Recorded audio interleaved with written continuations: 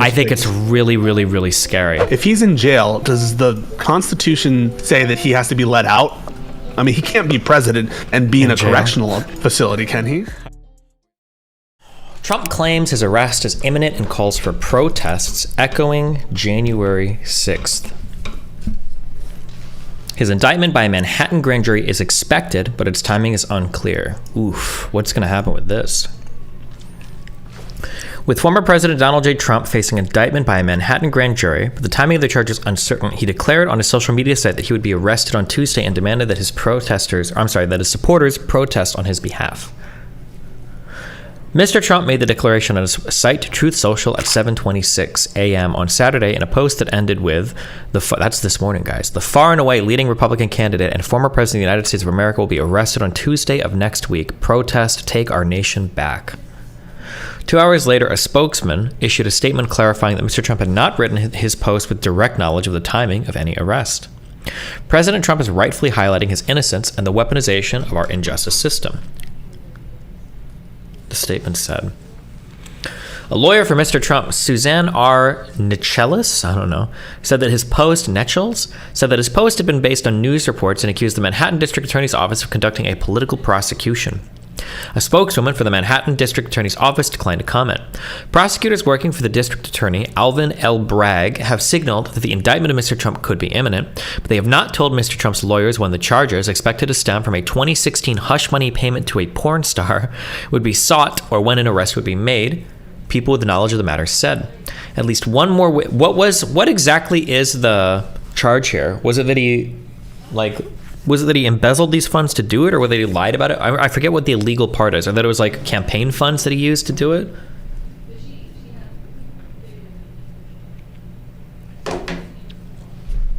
At least one more witness is expected to testify in front of the grand jury, which could delay an indictment, the people said. Oh, yeah, it might have been campaign finances, yeah. One of the people said that even if the grand jury were to vote to indict the former president on Monday, a Tuesday surrender was unlikely given the need to arrange timing, travel, and other logistics. The statement from Mr. Trump's spokesman did not explain how he landed on Tuesday as an arrest date. One person with knowledge of the matter said that Mr. Trump's advisors had guessed that it could happen around then, and that someone might have relayed that to the former president.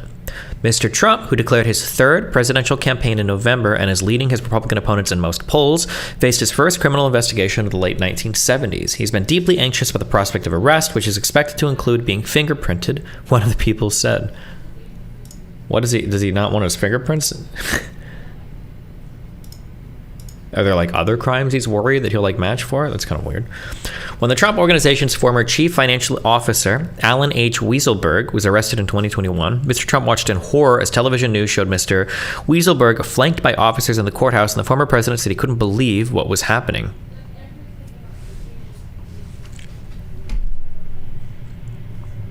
What was this guy arrested for?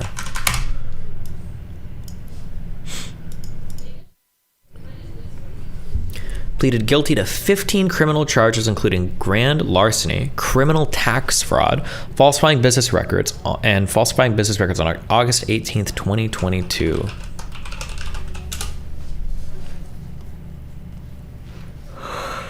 And he got sentenced to 5 months in jail. Nice.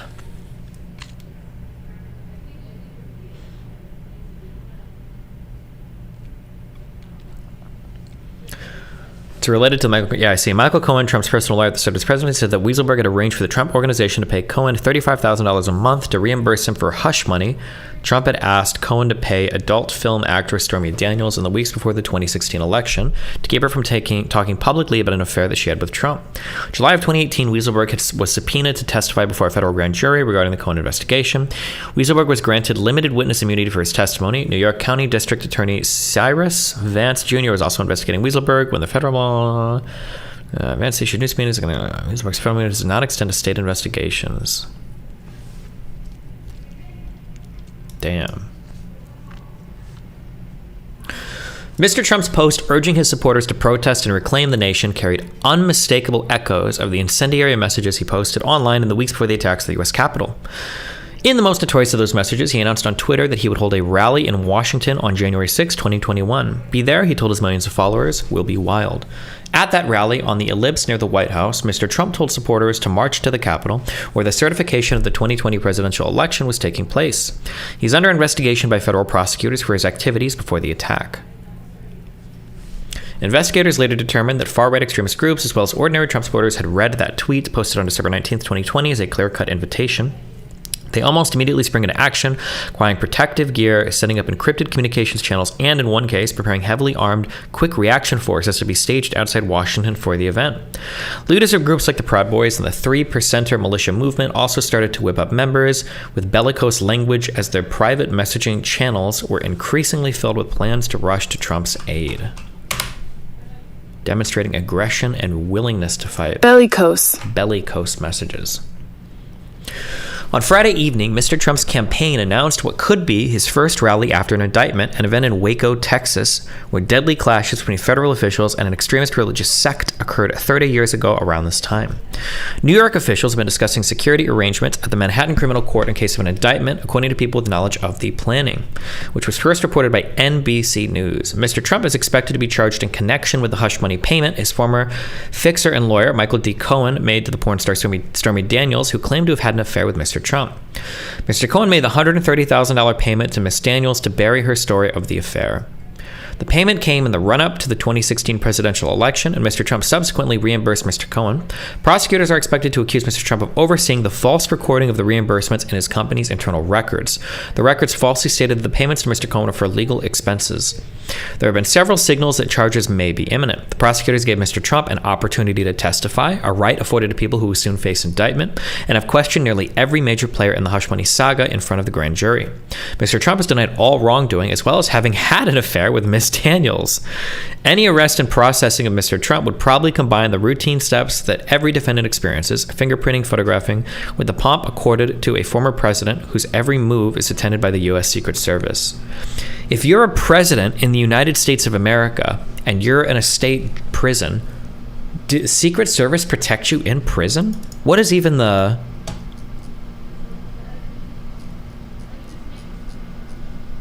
What's even the protocol for that? That's got to be like a sitcom or something. That's got to be like the craziest.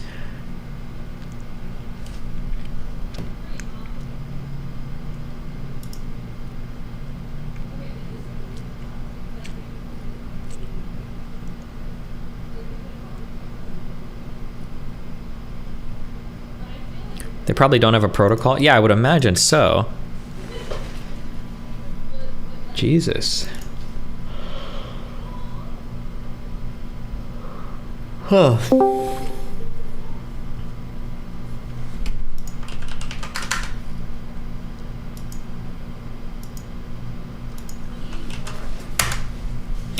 The U.S. Secret Service protection would follow Donald Trump to the slammer if he ever ended up there, former agents say.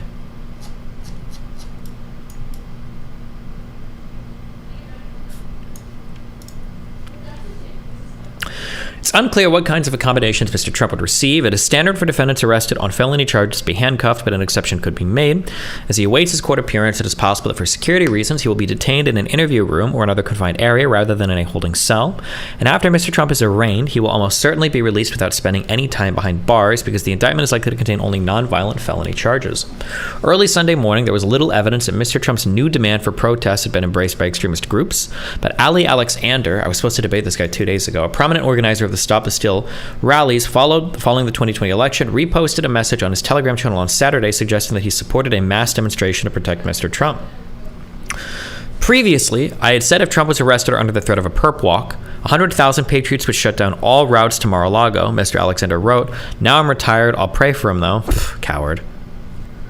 Without the platform provided by the White House or the machinery of a large political campaign, it is unclear how many people Mr. Trump is able to reach, let alone mobilize via Truth Social. One interesting thing here about banning Trump from Twitter and other social media is we see the downside of that, right? That like, wow, like somebody's speech was taken, even a president of the United States, that's like pretty spooky, which I think there are fair points there. I've made these points before. However, if it was the case that Trump was still on Twitter and everything, is it possible that there would be mass protests around the country because of things he could be tweeting that people just aren't seeing because it's only on Truth Social? Interesting thing to think about. It remained unclear whether he would repeat his call for action or increase the stakes with more aggressive language, but his political allies made plain this week that they were preparing for a political war on Mr. Bragg. For months, Mr. Trump has been attacking Mr. Bragg, who is black, as racist. Mr. Bragg won a conviction for tax fraud against the Trump Organization last year, though he did not charge Mr. Trump personally. Some of Mr. Trump's supporters responded of their own accord with violence after FBI agents acting on a search warrant descended on Mar-a-Lago, his private club and residence in Florida, in August, and carted away boxes of documents in an investigation into the former president's handling of classified material. Days after the search, an armed Ohio man who had posted online about his outrage over what happened at Mar-a-Lago tried to breach the FBI's field office outside Cincinnati. He was later killed in a standoff with local officers. Damn. The unexpected Saturday morning salvo from the former president provided a preview of the kind of chaos that Mr. Bragg is likely to face if he proceeds with an indictment. Mr. Bragg, a former federal prosecutor and deputy New York Attorney General, has some history of prosecuting public officials, but he is unaccustomed to dealing with a figure as high-profile, erratic, and pugilistic as the former president, and it is unclear how his office will deal with future outbursts from Mr. Trump. Oh, no pronunciation. What's up, buddy? How are you? Whew. Uh-oh. Yeah, how you feeling about the potential indictment? Well, I think that's pretty likely to happen, given like not likelihood of happening. What does it mean for our democracy? Whew. What does it mean for our? What do you think? Wait, I'll answer, but I'm just curious. I think it's really, really, really scary. I'm not sure. Like the idea that a potential president, somebody that could win the election, is otherwise blocked off due to prosecutorial decisions. Not to say that he didn't earn it, right? Like, I mean, if he committed the crime, he committed a crime. But like that's a really scary area to start to get involved in as the United States of America, right? Like, oh, this guy might have won, an election in the United States, but he was in jail, right? That whole proposition. There's so much baggage with that, Yeah. So to reiterate the fear, it's kind of like it feels a little banana republic-y. Yes. And that's the kind of stuff that these failed democracies and failed states do, which is lock up political opponents. I don't know if you know anything about Peru. What do you know about Peru? South America. Aren't you Hispanic? We got to teach you some Spanish. Yeah, muy bien. Yeah, what do you want? Más o menos. Yeah, so in Peru, all like the latest presidents, all the presidents in the past, including I think the recent one who just tried to institute a coup, and an actual coup, he tried to like close down Congress. They're all in jail. One of them who was about to be arrested, named Alan Garcia, shot himself in the head before being arrested. Okay. It feels like a never-ending trail of imprisonment. Like the old dictator who was president is in jail, and the fear I think that you're trying to express is that's kind of the shit that happens in these failed democracies. Yeah. And even not even so much that like it is a banana republic, but just that there's the perception of a banana republic. Yeah. Well, let's talk about that. First, are you more concerned with the optics of it, or I'm procedural? Only concerned with the optics of it. Okay. Because if he did it, then f*** him, right? Especially for the president of the United States, you should. I think you can't be above the law for something like that, especially something like related to the political process. Like, especially because, like, bro, this is the. I don't know if this was the case at the time because I haven't studied the Clinton-Lewinsky stuff a lot, but I know that my mom told me, my little Air Force mom was like, Stevie, you don't understand. The president of the United States lying under oath is one of the biggest deals possible because the president could become compromised. If people know, and I think that was actually the argument for Flynn, that Flynn was saying things, that were demonstrably untrue to other politicians, and if people knew he was lying, that could be used as leverage. So yeah, when we're talking about like bribes related to the political process and everything, fuck him. He should absolutely have the book thrown at him. So I'm talking about the perception of it, the optics. Yeah. Well, I guess let's start with the procedural constraints on what is the significance, if you remove the optics, what is the significance of an indictment or a conviction on President Trump's or former President Trump's potential campaign? I don't know. Is he not allowed to run or something, or what are the restrictions on that procedurally? I don't think that there's any reason why President Trump would be precluded from becoming the president or from running for office because he's arrested or even convicted of a crime and is in jail. I think that there's precedent of that in I think his name was Debs, the socialist candidate in the early 20th century, who got like 1 million plus votes running for president from prison because he had been arrested on something like that. Gotcha. And so as there are some bars to public office based on impeachment and on like rebellion and insurrection, that kind of stuff. But not that I'm aware of any reason why he couldn't run for office based on a prosecution or an indictment. And if we're talking about a grand jury in the state of New York, we're probably talking about a felony. In fact, grand juries are usually in New York are impaneled and are you need to have, in order to have an indictment on a felony, you need to have a grand jury. Usually, in most cases, there are some exceptions there that don't quote me on. And so I do not think that there will be any bar for him running. And so far, like, so good, right? I mean, we're not making any additional requirements to be the president of the United States. We're not changing the Constitution, and he's free to run. But there obviously are going to be political implications of that, which I think is the thing that you're most concerned about. Yeah. Okay.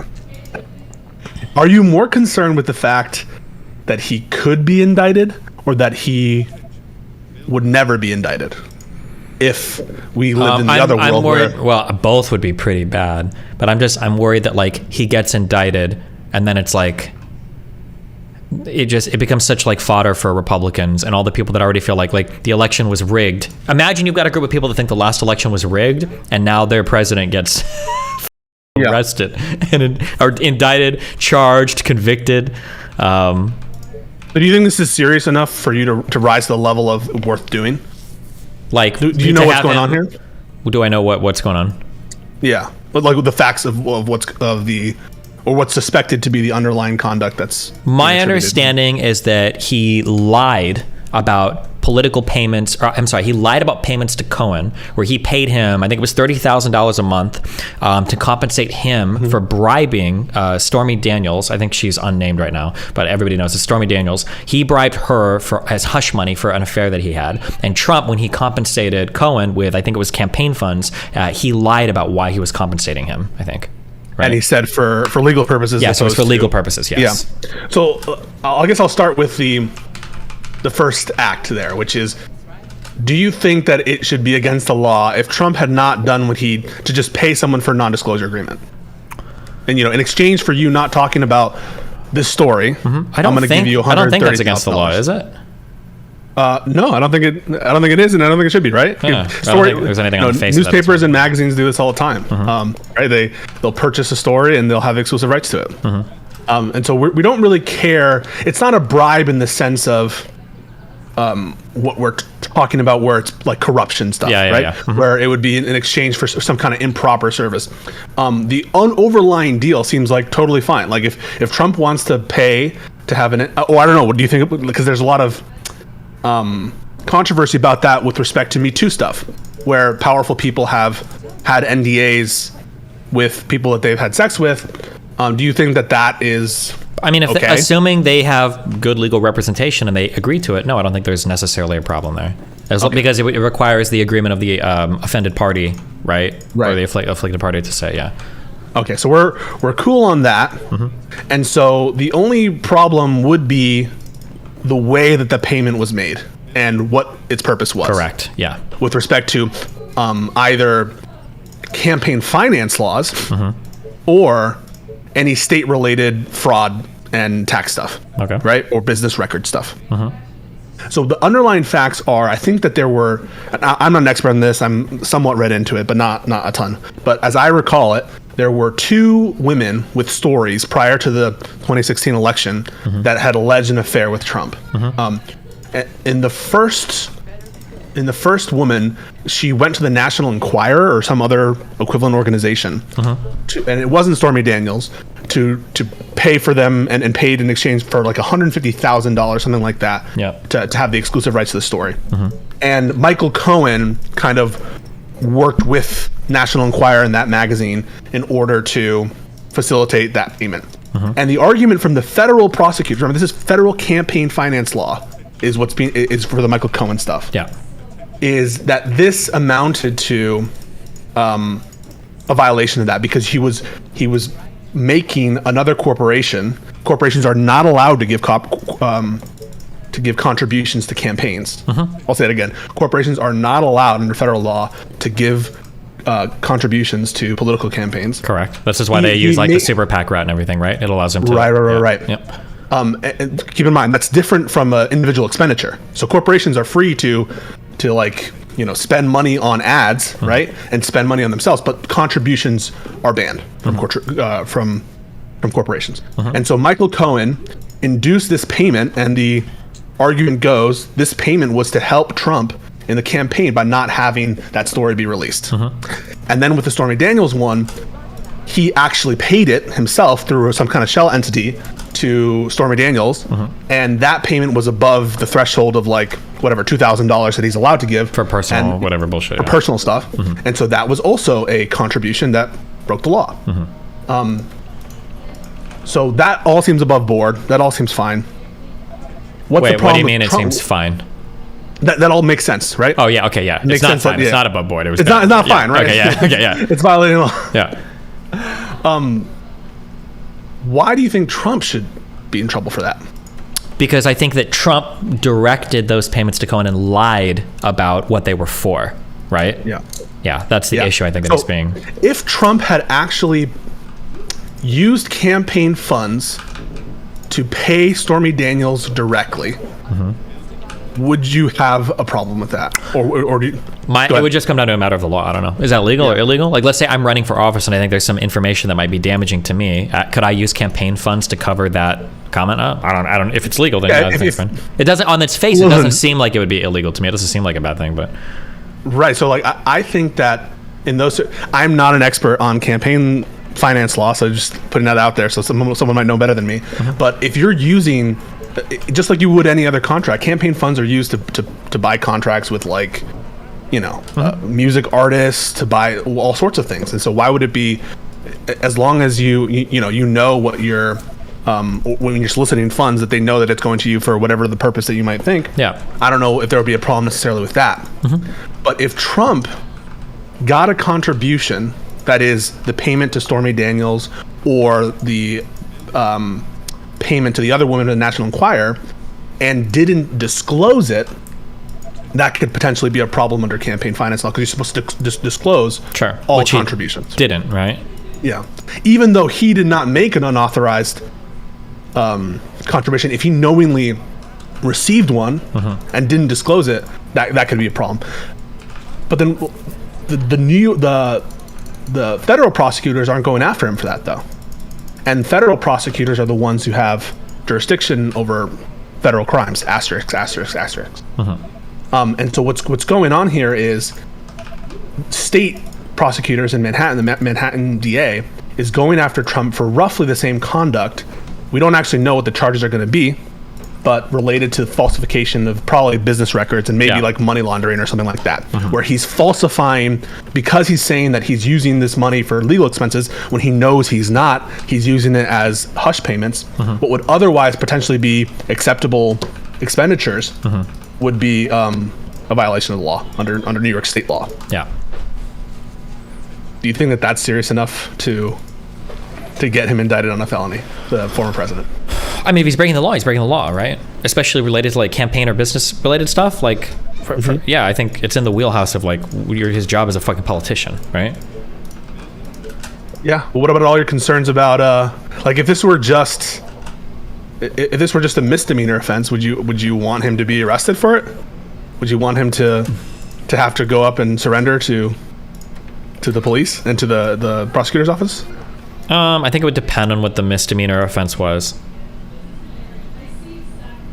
Yeah, I think it's a tough. Yeah, like let's say that he was driving on on an expired license because he hadn't re-registered when he was like president, and he gets pulled over while driving or something, and it's like this is technically like a class C misdemeanor. Like, probably not at that point, especially because you've got so much discretion from the officer there. But for something like this, I mean, like, it feels like, as president of the United States, like, this is actually kind of something that's like right in your wheelhouse, right? How you're directing campaign contributions. Well, it was in the service of him becoming president, right? That's why these payments were made, right? But the contributions, if they were made, or that they were made, were before he was president. Yeah. Though presumably the payments to Cohen occurred after he was president. So it's conduct while he's president of the United States. Yeah. I guess, and also conduct before that. I think that the more serious offenses relate to the election stuff and relate to the classified document stuff.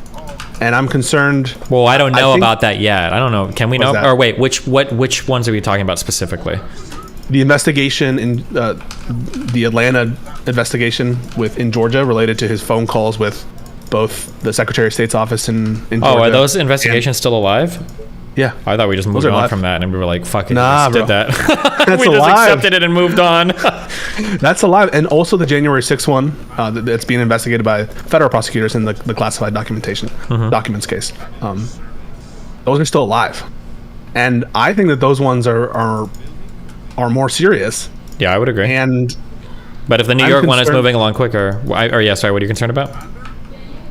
I'm concerned about what you're concerned about, which is that there'll be a sense of illegitimacy if this case does not stick and if it's not rock solid.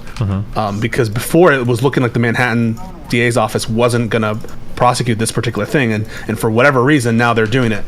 Maybe because they got new evidence or something. Here's like an interesting thing from a prosecutor point of view is, do they need to be thinking more politically when it comes to doing these charges? Because I imagine you probably find a big division in some of these places where they're like, my job is to do legal stuff and fuck politics. Whereas for other people, I'm sure that they're, right? Like this was like the Comey dilemma, right? Like, okay, well, maybe your job is to have a greater responsibility too. I'm thinking a lot of the Andrew Tate case, that like they have a job to, restrain him for up to 180 days while they finish their investigation. Like, what if it was the case that this was like, maybe they were like, for any other person, we would definitely hold them on this, even if it's not like the greatest grounds. So, for Andrew Tate, we'll do it. But, and then let's say that Andrew Tate gets released and it's like, well, there is a world where Andrew Tate gets released after 180 days and they don't file charges, but like everything was fine. It's just how they normally conduct it. He did have a lot of shady shit. They investigated, they found nothing. But like politically, that's going to look fucking insane to everybody. So should that be, I wonder. But then also it's like, is there like a greater threshold of evidence? Because now if you start to consider that politically, you've actually created the world where wealthy people live by different rules, right? Like if you were Joe Schmo, you'd be in jail for 6 months while we investigate it. But since you're really famous on the internet, we're going to give you a bit more leeway to make sure we're extra safe about how we do things. Is that okay? I think that it cannot possibly be the case that when you're a prosecutor looking into the former president or someone else of importance, that plays no consideration in how you proceed with the case or how you think about the case. I'm okay with a prosecutor's office charging regular people before elections, but I'm not okay with you charging people related to those elections a month before the elections, or announcing some kind of serious investigatory steps before the election. And so there is a kind of, probably depending on what's going on though, right? Like if Trump murdered somebody, then so that's not a principled position. That's like we're looking at, it's like a consequential, we're trying to figure out like, okay, well, what's so bad that it has to be charged versus like what's like, maybe we should hold off on this. That's a really hard thing. What hits that threshold for you? What would be justification to charge Trump right before the election, let's say? I feel like it's one of those, like the Supreme Court thing, like I'll know it when I see it. I feel like it's just one of those, you gotta have to feel it. Like I said, for like a speeding ticket, probably not. For any sort of driving, that's a harder one. What if it's like drunk drive? Because even what if it's drunk driving where like he gets pulled over, he blows like right at the limit, and it's like whatever. Versus what if it's a drunk driver where he's pulled over because of like fucking willful reckless endangerment, and they're like holy shit, and he's like totally wasted, right? But I don't even like, and I'm sure there's a lot of prosecutors or people in the system that would agree, like it probably doesn't feel good to ever think about this. You don't ever want to be thinking about like what are the political consequences of pursuing this. But I mean, what? Yeah, I mean, because like for the validity of your institution, maybe that's like the most important thing to keep in mind. Yeah, I mean, Alvin Bragg is about to have what I think, because I think what's going to happen is that he is going to get indicted by a grand jury. He's about to have the entire world looking at him. This has never happened before. And if you have some stuff like the Lisa Page, Peter Strzok stuff going on in the office.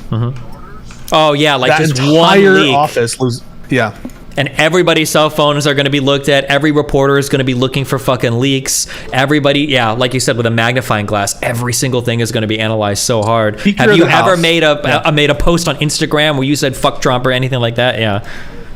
The Speaker of the House, Kevin McCarthy, has said that he's interested in investigating the investigators and looking into and charges haven't even been filed. Yeah, because we technically don't even know. It looks like it, but we technically don't even know if it's going to happen right now. This is uncharted. We don't know what's going to happen in response to this. And think about what do you think that the Trump people in the right wing they're going to abandon Trump because of this? Wow. Be honest. If he's guilty, I think they've already kind of started to pull away. I'll start with the easy cases. You're talking a lot to like red pill people, the sneakos. What's this guy? No. Ross no, the non-politicians. There's no world. No. Yeah. Literally, the most prescient thing that Trump has ever said is he could shoot somebody on 6th Avenue or some shit and nobody would care. That's true. Yeah, that's actually true. I don't think Trump could do anything at this point to dissuade his, unless he turns his back on like the populist stuff. Like probably one of the most unpopular things he has amongst his followers is being pro-vaccine because he wants to take credit for it so much. So yeah, as long as he maintains like the whole Matrix fucking the deep state shit, I don't think anybody would ever pull away from him. So what's the risk to Trump? Is it just donors? What is it? What's the risk of Trump conviction? Trump being indicted. Is there his hardcore supporters won't, but it's going to give a lot of ammunition to like the DeSantis side. And goddamn, I can't imagine him, but I could imagine a lot. But I can't imagine him surviving a fucking primary where I feel like I would just run clips back to back to back of him saying like, if you're under investigation by the blah blah blah, you shouldn't be running for. And then it's just like Trump convicted, February 27th, 2023. It was just played over and over and over and over and over again. If I was DeSantis, and it's like, holy shit! And he did it. And not only did he do it, but especially if he's against somebody cleaner like DeSantis, assuming DeSantis is cleaner, he did it to fuck a porn star behind his wife's back. Yikes, fam. Maybe for younger conservatives, because these guys have no values and no principles, anything, but for like older people, like that shit kind of that shit's a little I think. Yeah. Here's a scenario I want you to consider. Consider that President Biden loses the election and loses to Trump, and the matters don't conclude. And let's say that first of all, should the matters if Trump is elected president and he has this indictment and let's say one or two other indictments related to one of the federal investigations and maybe even the Georgia one, should those criminal actions proceed when he assumes the office? I don't know. Wasn't that untested legal ground that we weren't sure if can you investigate a sitting president for like a crime? I don't know what the answer to that is. The OLC, which the Office of Legal Counsel, is a component of the Department of Justice, which gives legal advice to various agencies as well as the DOJ. The current opinion of the OLC is that a sitting president cannot be federally indicted. There is no consensus, though, on state indictments, and this would be post-indictment activities. Yeah, so this is why I heard, obviously these are all just like memes, but that was why people were saying that Trump was really scared of losing the election, was because New York could go after him or whatever. Right. Yeah. Although, actually, I guess that's not the federal one, so I don't even know why people were saying it. But I heard that was one of the things. Maybe because he could pardon himself or something, but yeah, I don't know. But go ahead. He can't pardon himself for state offenses. But let's say that he's convicted, and let's say he has to go to jail for a year. What happens if he's in jail? Does the Constitution say that he has to be let out? I mean, he can't be president and be in a correctional facility, can he? I have no idea, dude. That's nuts. We also don't know what, like, if he goes to jail, does the Secret Service go with him? I think they would. That's just what, are you gonna put him in Gen Pop? Yeah, I know. That's like, I don't know. It's just wacky as fuck. Where do you put him? Yeah. This is so messed up. Yeah. And we haven't had to face this for so long, I think, because of norms. I think we talk about this all the time. That so much of our... Yeah, because usually people that are to be president aren't doing these types of stupid fucking crimes. And, he's a resident of Florida. I don't actually know what the law is about felons voting in Florida, but, like, is there a world in which Trump could be a convicted felon and not allowed to vote in the state that he resides? Yeah. And he's president? how crazy that, like, because isn't there always like a picture or like video of like the president voting for themselves with their family or whatever? Yeah, Imagine if like always, Trump yeah. misses that photo op because he's fucking not legally allowed to vote. Yeah, I don't know if you have to in Florida. You have to be convicted in Florida for that to apply. I actually don't know what the law is, and I think they might have actually passed a law to try to enfranchise people again. So I'm not sure about that, but it is the case that in some states that felons aren't allowed to vote. And so I'm curious, what are the ramifications to Trump if he is convicted? In all likelihood, I don't think there's a world in which Trump is going to plead guilty to any of these offenses.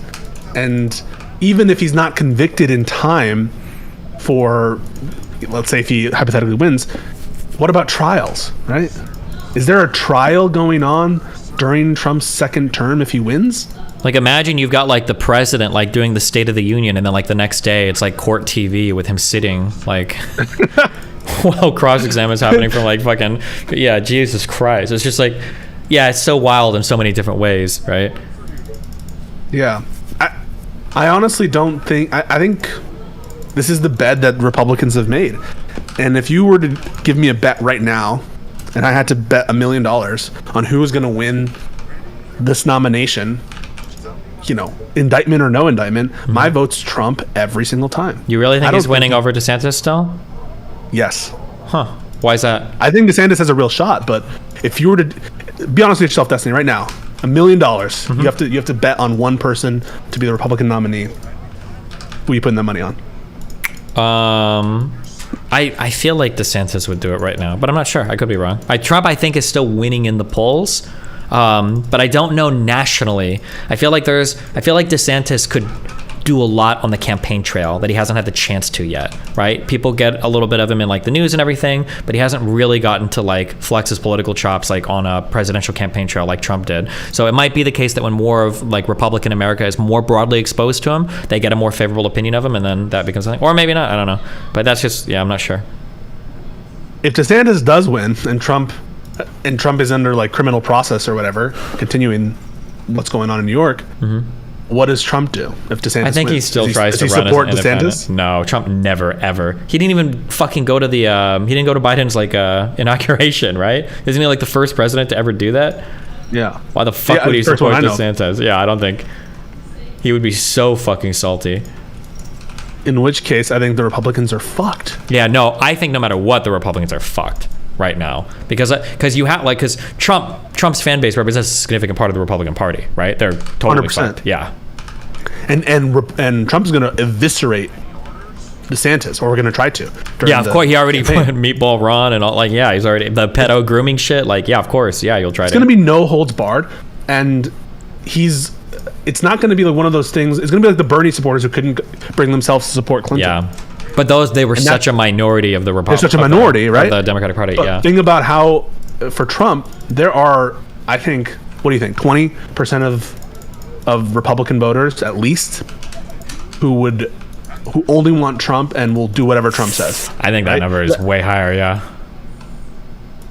And the only places where that hasn't turned out are like in state elections with very popular governors. But even there, right? Even there, the Trump candidates have like a very strong showing against incumbent Republican governors, right? They're losing by 10, 15 points or something, but they're still gathering 20-30% of the population, or the Republican voters. And so I think the Republicans are fucked. But if Biden loses, or if, let's say that for whatever reason Biden can't run, Yeah.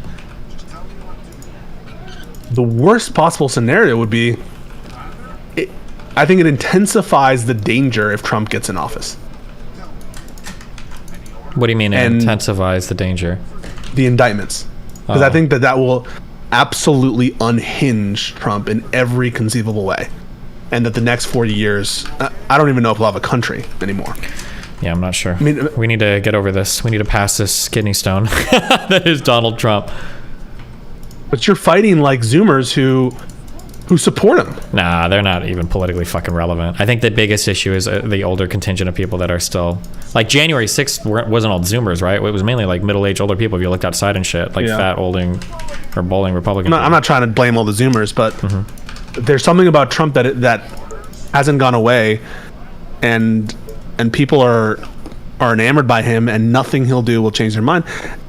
And I think that's Yeah, it's like the That's meme very power or whatever. scary. Right? Yeah, it is scary, but I mean, that's... yeah.